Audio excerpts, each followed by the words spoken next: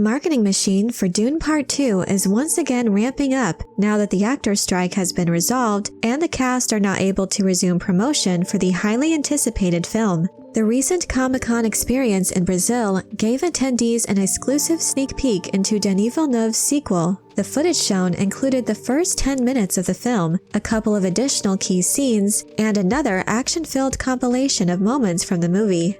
In this video, I'd like to break down the details of what was shown and share my honest thoughts, both positive and skeptical to slightly negative, on the significance of each scene and its possible implications for the film. Needless to say, this video will contain spoilers for Dune Part 2. The details of the Dune 2 footage at CCXP are summarized on DuneNewsNet.com. I'll leave a link to their summary in the description below. Be sure to check out and bookmark their website for the most current updates and insights into the Duneverse. For those who could not attend the convention, the Brazilian media outlet Omelette offered a written recap in Portuguese of the footage shown. What follows in this video is that description translated into English, with slight modifications made to ensure accuracy. So with that in mind, before I get into this breakdown, it's important to remember that these descriptions lack a lot of context and details regarding the exact dialogue, inflection, and tone of each scene. So I'll have to wait to pass any judgment or be overly concerned about any particular detail until I've personally seen this footage. Without further ado, starting with the footage of the first 10 minutes of the film, it was revealed that the movie starts on Chani, with the scene glimpsed in the first official trailer where Princess Irulan is narrating into her dictation device. She covers the destruction of House Atreides and ponders secrets that still surround those fateful events. For me, this opening scene evokes two thoughts. Firstly, it serves as a fitting homage to David Lynch's adaptation of Dune, which similarly begins with Irulan's narration, effectively laying the groundwork for the epic story that will soon unfold. An advantageous distinction in utilizing Irulan's narration at the beginning of Dune Part 2 lies in its focused purpose. Unlike Virginia Madsen's Irulan in the 1984 film, or Zendaya's Chani in Part 1, who both set the stage for the entire Dune story, Florence Pugh's Irulan looks to serve a more streamlined role. Her narration in Part 2 appears to simply recap and refresh the audience on the events of Part 1, thereby reducing the need for extensive exposition and allowing for a more fluid continuation of the story. Secondly, the scene is particularly apt considering Irulan's role as a narrator and historian whose writings can be found throughout the book. Seeing her in the process of dictation, recording her thoughts and observations, adds some depth to her character and subtly foreshadows her eventual and significant contributions as a historian. The description of the first 10 minutes continues. Later, we see the Emperor Shaddam Carino IV himself in a garden, playing chess with his daughter, as seen in the second official trailer. The princess remarks that her father hasn't said anything in a while. Irulan appears to be frustrated with the Emperor's passivity and contemplates how House Harkonnen may be behind this.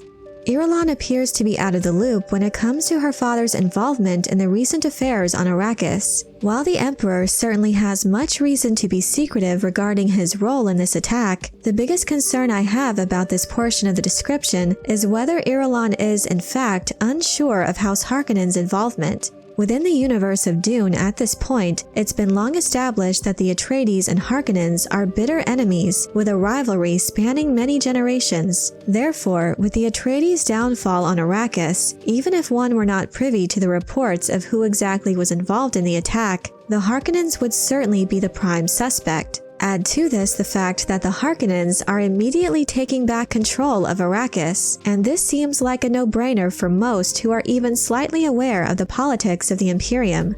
Therefore, the fact that she's contemplating the idea that House Harkonnen may be behind this seems strange. Again, I'll have to assume that there's some missing context, or perhaps a better description of this scene has been lost in translation. But even if Irulan is this uninformed about the Arrakeen assault, it's more of an oddity to me than a major issue.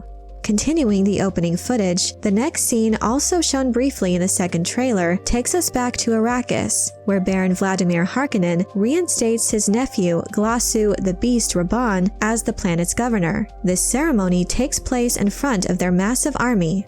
To me, this scene is particularly intriguing given that we got relatively little from House Harkonnen in Part 1. The ceremony scene and the interaction between the Baron and the Beast could do a lot to lay the groundwork for several key elements in the book. Firstly, the reminder of the Baron's directive to Raban to exploit and oppress the inhabitants of Arrakis in order to recoup the costs of the assault sets up the escalating conflicts with the Fremen that will be a central focus of the film. Secondly, the scene offers a deeper insight into Raban's character, particularly his eagerness to win his uncle's approval. Director Denis Villeneuve has highlighted this as a key character trait, drawing a contrast between Raban's brutish yet loyal nature and his brother Feyd-Rautha's more cunning and manipulative demeanor. After this, then the film's logo is shown. Immediately, Paul Atreides is heard talking to his future sister, the unborn child that Lady Jessica carries in her belly. Of all of the scenes from the first 10 minutes, this description confuses me the most, primarily because of the lack of context. It raises more questions than it answers.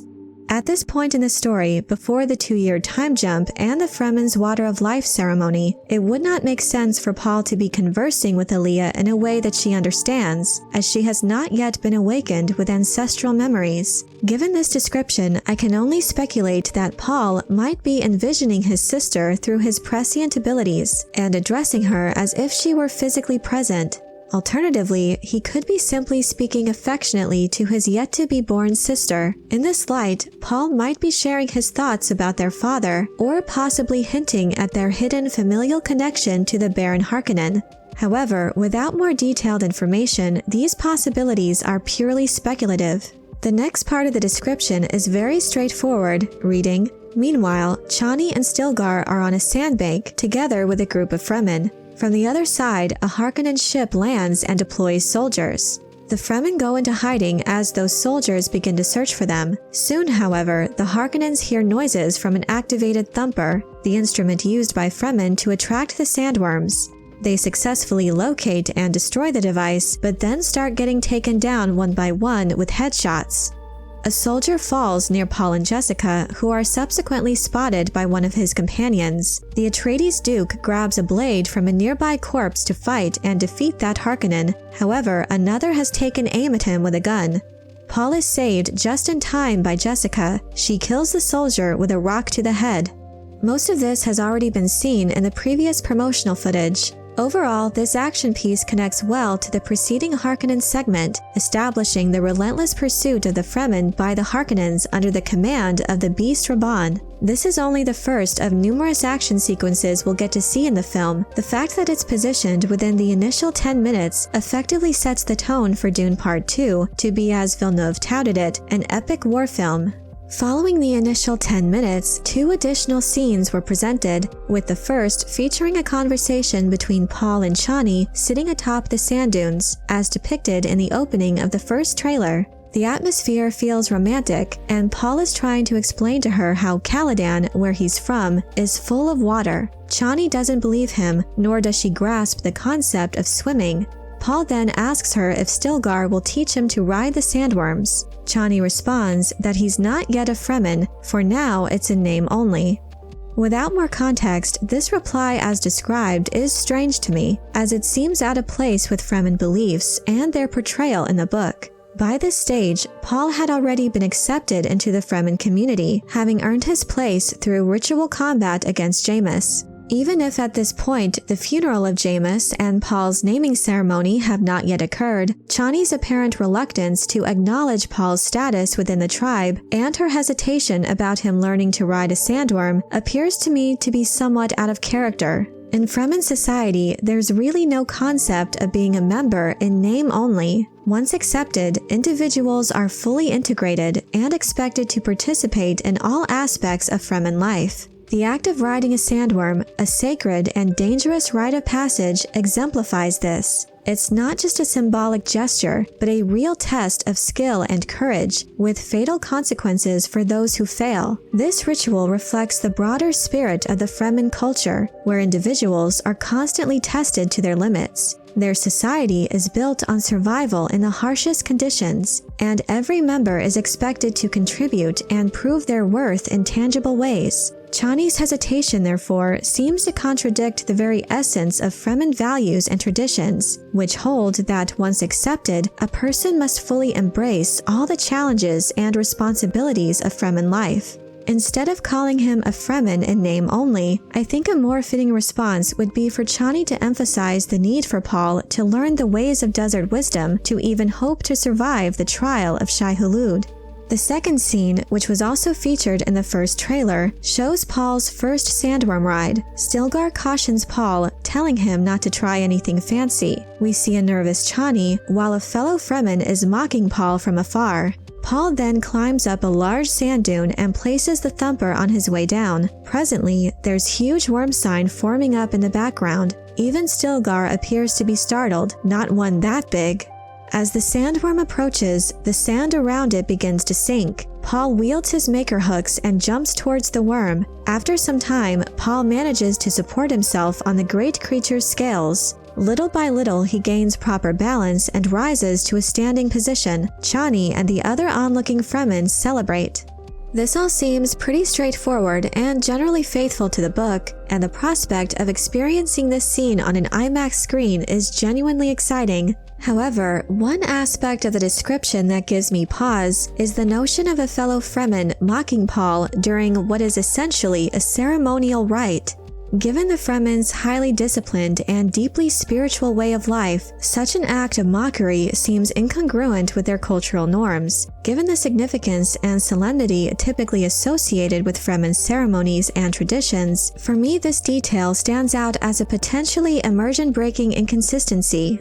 After those two scenes, attendees were also shown a video offering a sneak peek at several new scenes from the upcoming film. One description reads, "It was full of battles, armies of absurd magnitude, and characters in agony." It ends with Paul standing in the bright sunlight, surrounded by destruction. I suspect that these showcased scenes might be a blend of actual combat and prescient visions, further teasing the ominous fate that lies ahead for the young Paul Atreides. Based on the descriptions, this compilation appears to encapsulate the essence of what the latter half of a Dune adaptation should embody, and I'm thrilled to see for myself how this adaptation of Frank Herbert's sci-fi epic plays out. But I'm curious to know what you think of the descriptions of these scenes that were shared at the Comic-Con experience in Brazil. Are there any particular moments that you find most interesting or puzzling? Let me know your thoughts in the comment section below. I hope you enjoyed this video. Leave a like if you did, and be sure to subscribe for more Dune and other sci-fi and fantasy news and lore. And if you're looking for other ways to show your appreciation, you can check out my Patreon page, where members get access to exclusive content and perks. Thank you all so much for your support. And as always, have a very nerdy day.